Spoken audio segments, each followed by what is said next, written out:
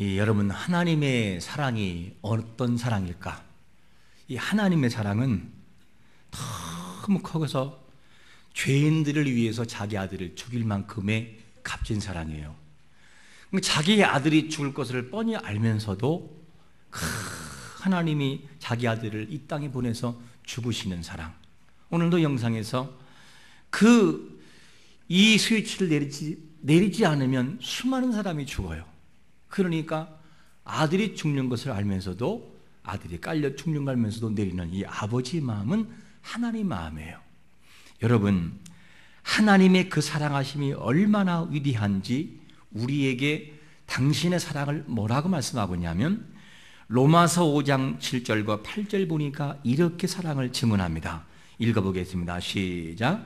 의인을 위하여 죽는 자가 쉽지 않고 선인을 위하여 용감히 죽는 자가 혹 있거니와, 우리가 아직 죄인 됐을 때에 그리스도께서 우리를 위하여 죽으심으로 하나님께서 우리에 대한 자기의 사랑을 확증하셨느니라. 할렐루야.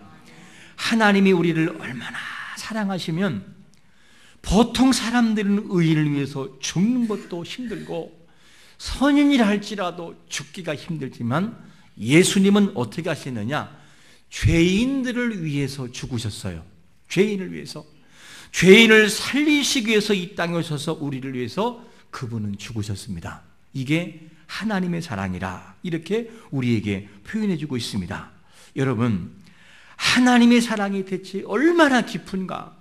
그 하나님의 사랑이 얼마나 깊고 넓은지 우리 인생 그거를 다 이해할 수 없어요. 이게 하나님의 사랑이에요. 그러면 왜 하나님 아버지께서는 당신의 아들 예수님을 이 땅에 보내셔서 십자가상에 죽으셔야만 됐느냐? 그 이유는 뭐냐면, 그분께서 우리의 모든 죄악을 위해서 십자가상에 돌아가 죽으셔야 우리가 구원받아요.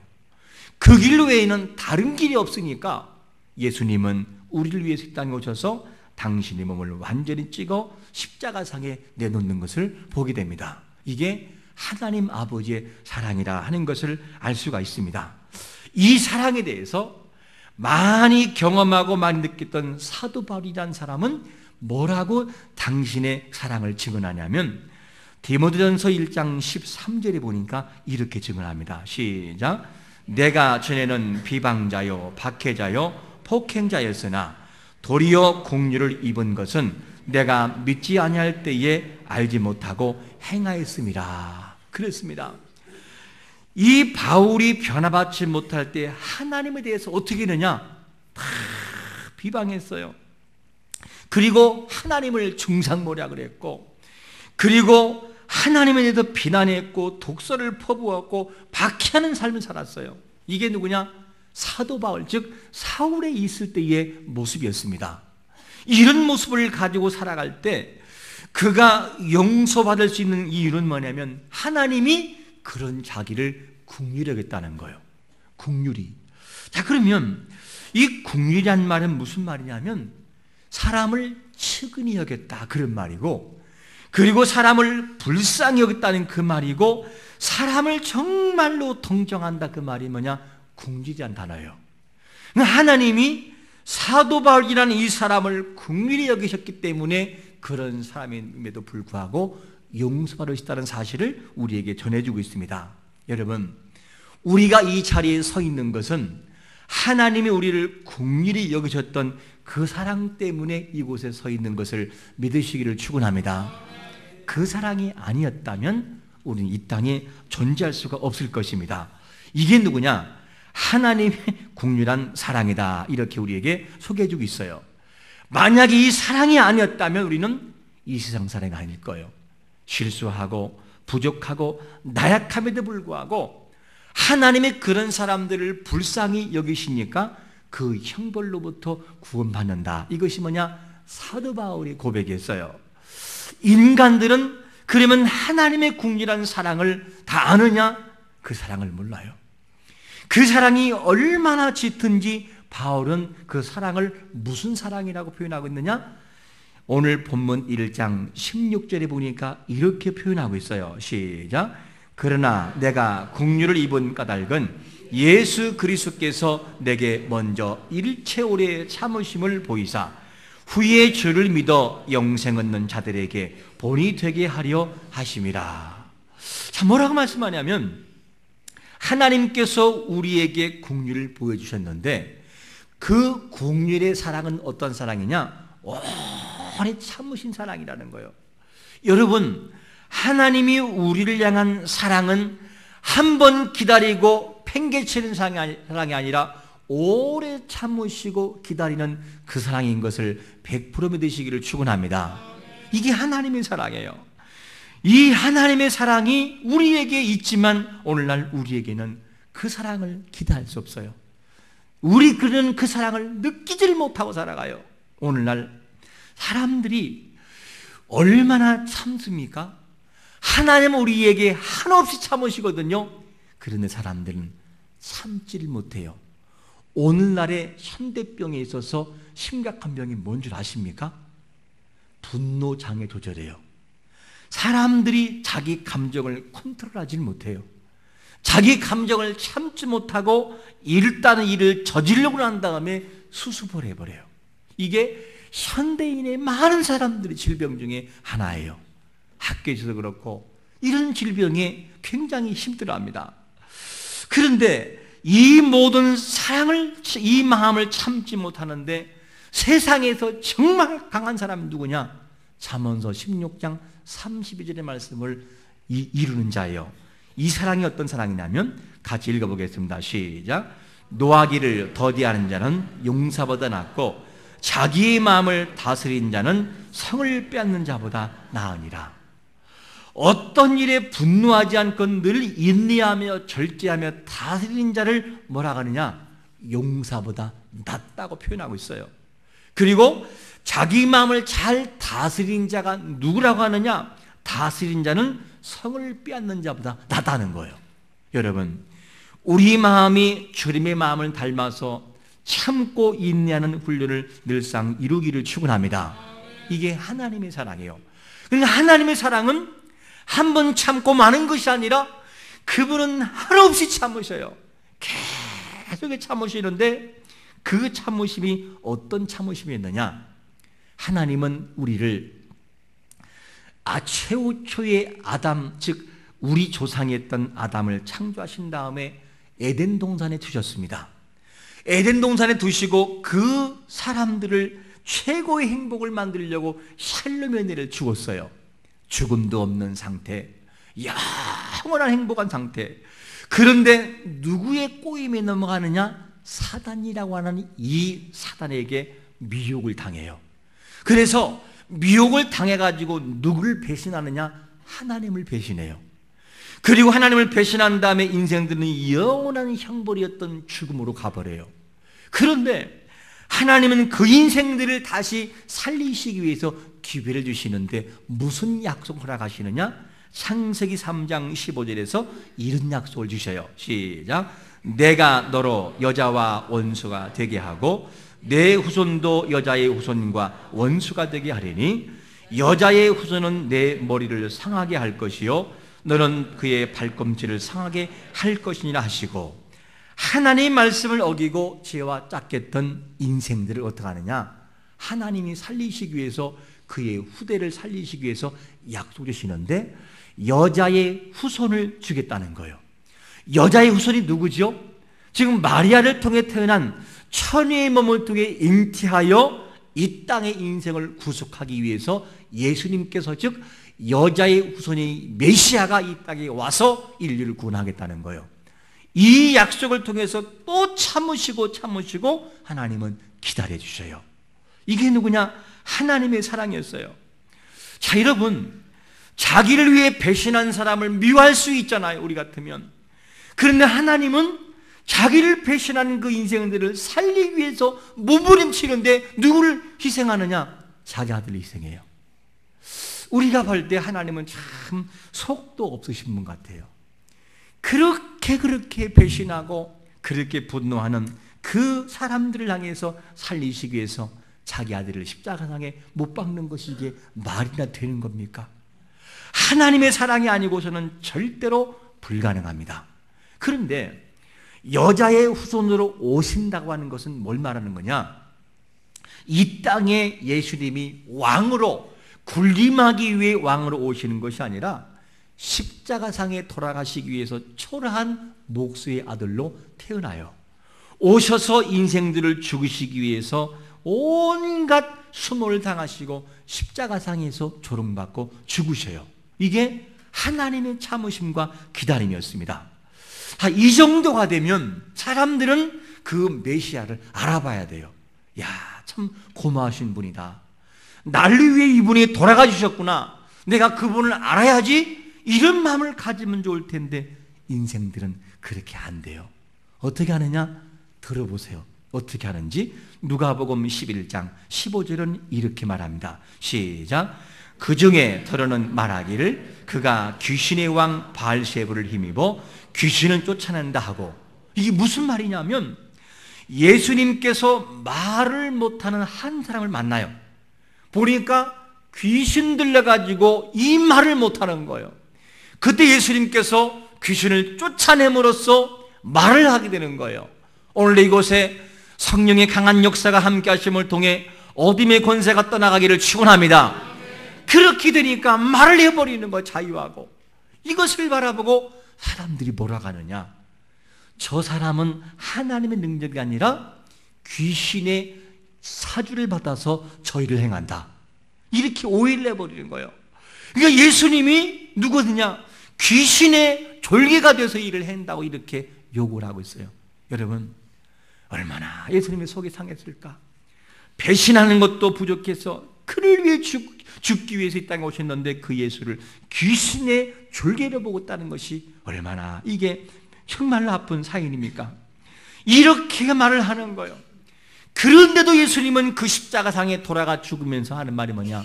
아버지, 저들이 몰라서 그래요.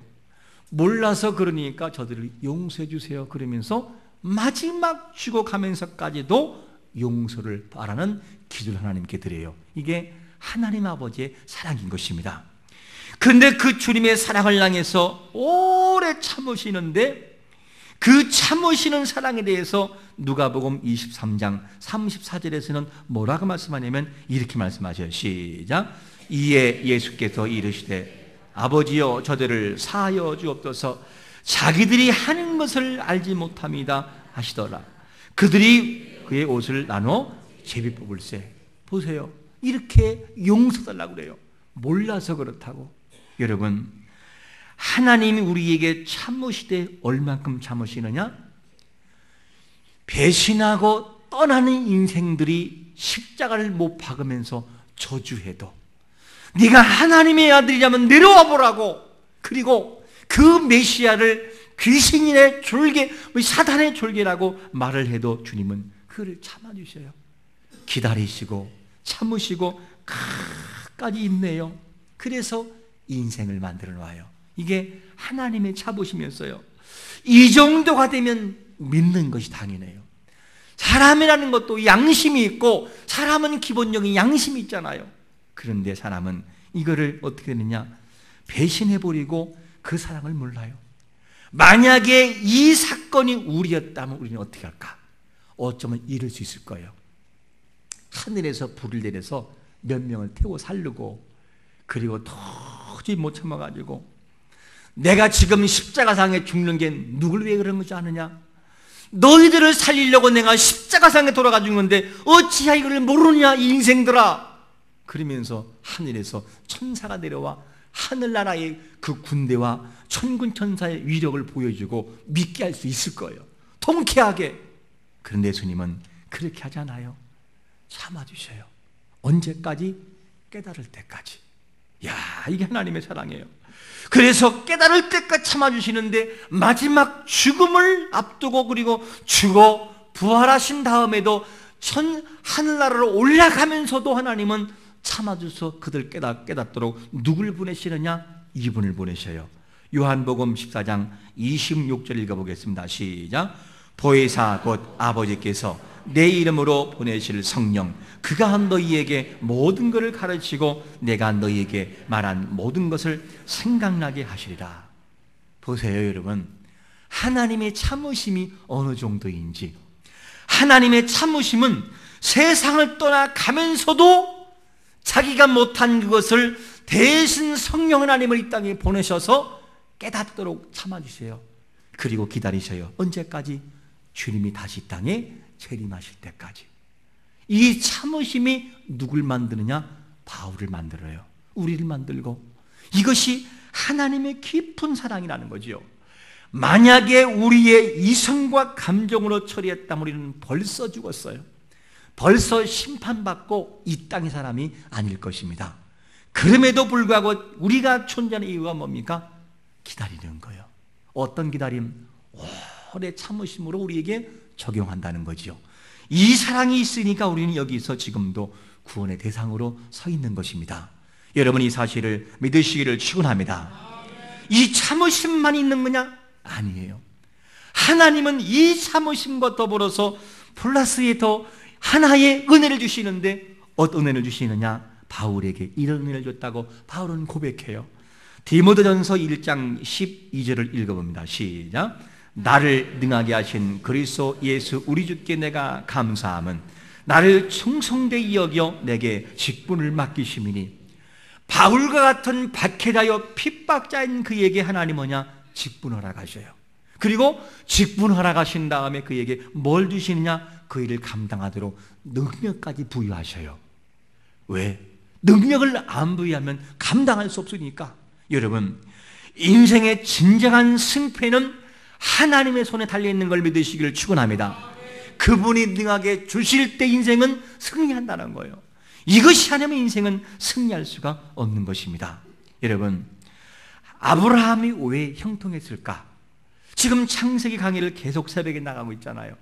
왜 아브라함이 되는 사람이냐면 아브라함은 실수투성인데 하나님이 그를 잡아주니까 아브라함이 되는 거예요.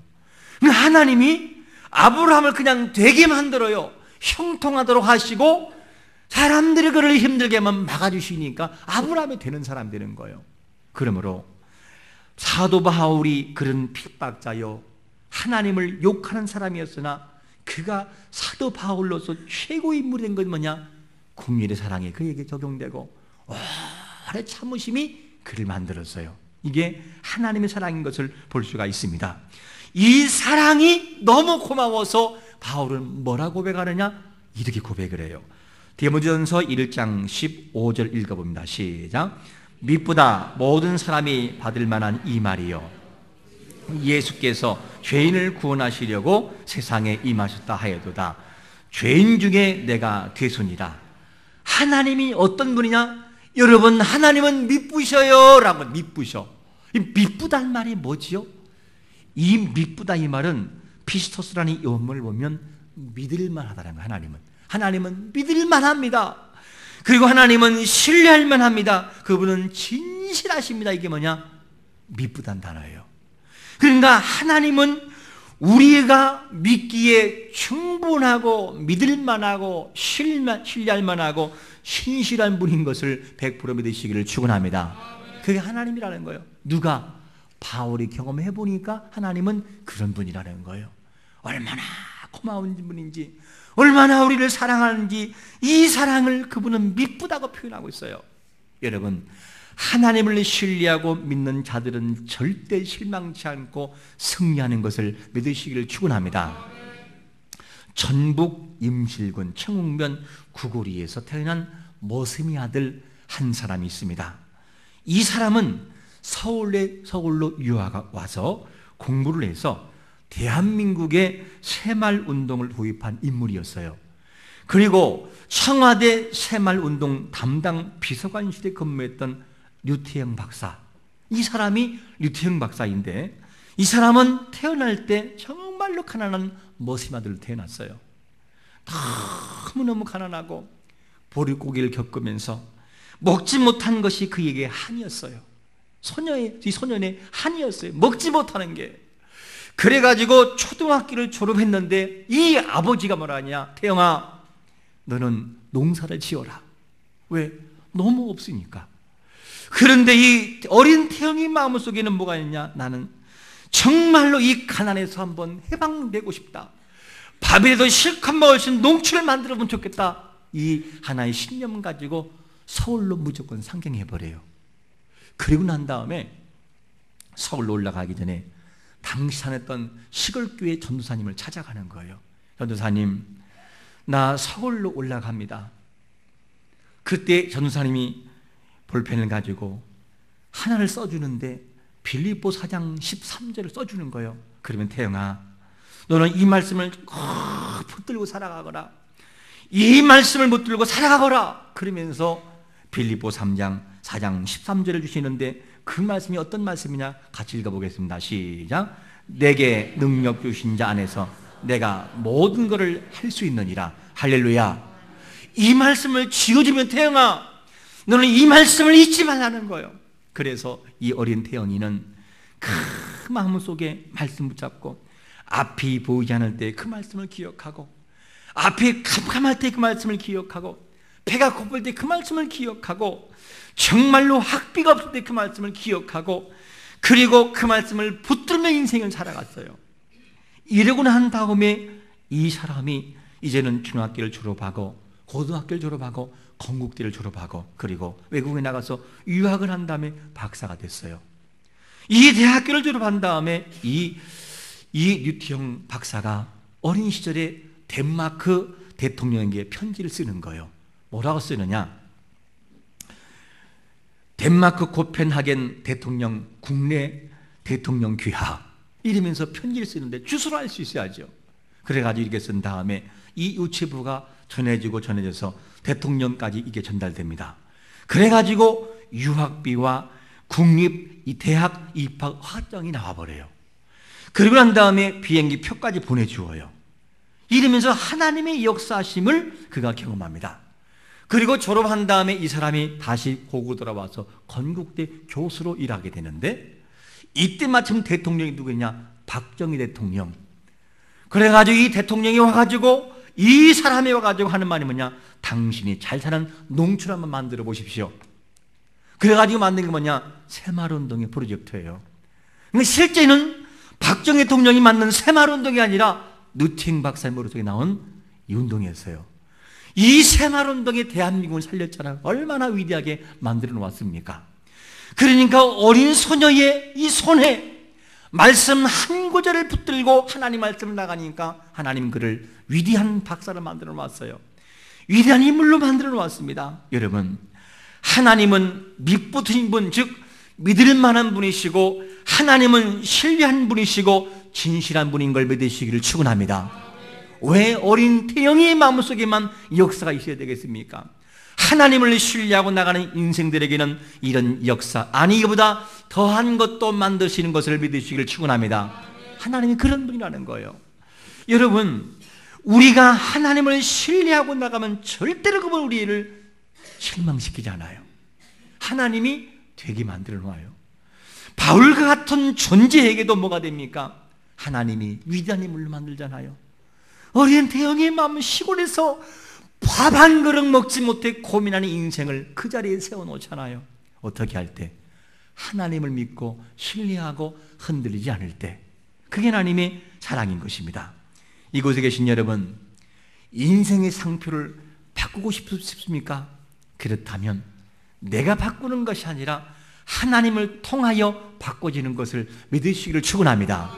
하나님 앞에 나가 그분을 진실로 붙들고 나가면 하나님은 인생의 상표를 바꿔놓아요. 아브라함에서 아브라함으로, 사라에서 사라로 바꾸고, 죄악된 인생에서 성리적인 천국 백성으로 만드는 것이 하나님의 사랑인 것을 믿으시기를 축원합니다. 이게 하나님의 사랑이라는 거죠. 하나님의 아들이신 예수님이 핍박하던 사울을 바울로 바꿨고, 그리고 해방꾼이고 핍박자요 이 사람을 긍휼히 여기심으로 최고의 자리에 세워놓았다면 그 하나님은 우리도 인생 속에서 인생을 새롭게 바꾸는 역사가 있는 것은 분명한 것을 믿으시기를 축원합니다. 내가 하는 것이 아니라 나를 바꾸신 하나님이 하시기 때문인 것입니다. 바울은 이 사실을 고백하고 있어요. 오늘도 진정한 예수 그리스도가 우리 마음속에 영접되고 믿음을 통해서 최고의 행복한 자리에 설 수 있는 행복자가 되시기를 예수 그리스도의 이름으로 축원합니다. 아멘.